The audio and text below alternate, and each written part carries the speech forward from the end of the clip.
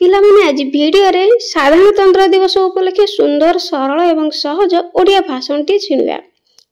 ସମ୍ମାନନୀୟ ସଭାପତି ମହୋଦୟ, ପୂଜ୍ୟ ଗୁରୁଜୀ ଓ ଗୁରୁମା ବୃନ୍ଦ ଏବଂ ଏଠାରେ ଉପସ୍ଥିତ ଥିବା ସମସ୍ତ ଛୋଟ ବଡ଼ ଭାଇ ଓ ଭଉଣୀମାନେ ତଥା ମୋର ସହପାଠୀ ଓ ସହପାଠିନୀଗଣ, ଆଜି ହେଉଛି ଜାନୁଆରୀ ମାସ 26 ତାରିଖ, ଗଣତନ୍ତ୍ର ଦିବସ।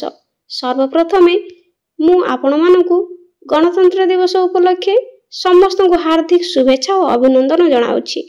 ଏହି ପବିତ୍ର ଦିବସରେ ମୋତେ କିଛି କହିବାକୁ ସୁଯୋଗ ମିଳିଥିବାରୁ ମୁଁ ନିଜକୁ ଧନ୍ୟ ମନେ କରୁଅଛି। ଆଜି ହେଉଛି ଆମ ଦେଶର 76ତମ ଗଣତନ୍ତ୍ର ଦିବସ ବା ସାଧାରଣତନ୍ତ୍ର ଦିବସ।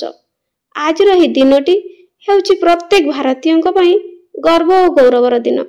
ଆପଣମାନେ ସମସ୍ତେ ଜାଣିଛନ୍ତି ଆମ ଦେଶ ଭାରତ 1947 ମସିହା ଅଗଷ୍ଟ ମାସ 15 ତାରିଖ ଦିନ ସ୍ୱାଧୀନ ହୋଇଥିଲା, କିନ୍ତୁ ସେତେବେଳେ ଆମ ଦେଶର କୌଣସି ଆଇନ କାନୁନ ନଥିଲା।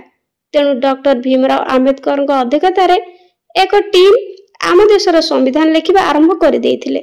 ଏଥିପାଇଁ 2 ବର୍ଷ 11 ମାସ 18 ଦିନ ସମୟ ଲାଗିଥିଲା ଏବଂ ଶେଷରେ 1950 ମସିହା ଜାନୁଆରୀ 26 ତାରିଖରେ ଆମ ଦେଶରେ ସମ୍ବିଧାନ କାର୍ଯ୍ୟକାରୀ ହେଲା ଏବଂ ଆମ ଦେଶ ଏକ ସ୍ୱତନ୍ତ୍ର ରାଷ୍ଟ୍ର ରୂପେ ସମଗ୍ର ବିଶ୍ୱରେ ସ୍ୱୀକୃତି ଲାଭ କରିଥିଲା।